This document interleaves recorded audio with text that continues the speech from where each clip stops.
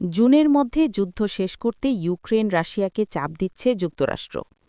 Zelensky Ukraine ও রাশিয়াকে আগামী জুনের মধ্যে যুদ্ধ শেষ করতে এবং এই লক্ষ্যে আগামী সপ্তাহে ফ্লোরিডায় দুই পক্ষের মধ্যে আলোচনা আয়োজনের ব্যাপারে যুক্তরাষ্ট্র প্রস্তাব দিয়েছে বলে জানিয়েছেন ইউক্রেনের প্রেসিডেন্ট ভলোদিমির জেলেনস্কি। খবর বার্তা সংস্থা এএফপির।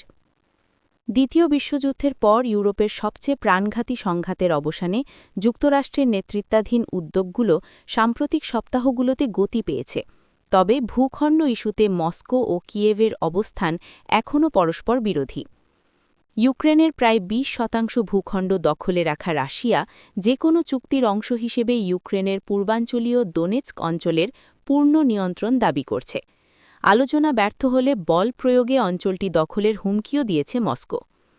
অন্যদিকে ইউক্রেনের বক্তব্য, ভূখণ্ড ছাড় দিলে মস্কো আরও আগ্রাসী হবে, ফলে ভবিষ্যতে রাশিয়ার পুনরায় আগ্রাসন ঠেকাতে ব্যর্থ এমন কোনো চুক্তিতে কিয়েভ স্বাক্ষর করবে না।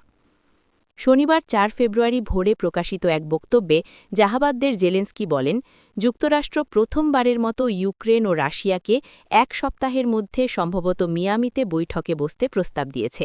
তিনি আরও বলেন, তারা বলছে জুনের মধ্যে সবকিছু সম্পন্ন করতে চায়। জানুয়ারি থেকে আবুধাবিতে যুক্তরাষ্ট্রের মধ্যস্থতায় ২ দফা আলোচনা অনুষ্ঠিত হয়েছে। এতে বড় ধরনের বন্দি বিনিময় হলেও ভূখণ্ড প্রশ্নে কোনো অগ্রগতি হয়নি। মস্কো ও কিয়েভ উভয় পক্ষই জানিয়েছে আলোচনা কঠিন ছিল।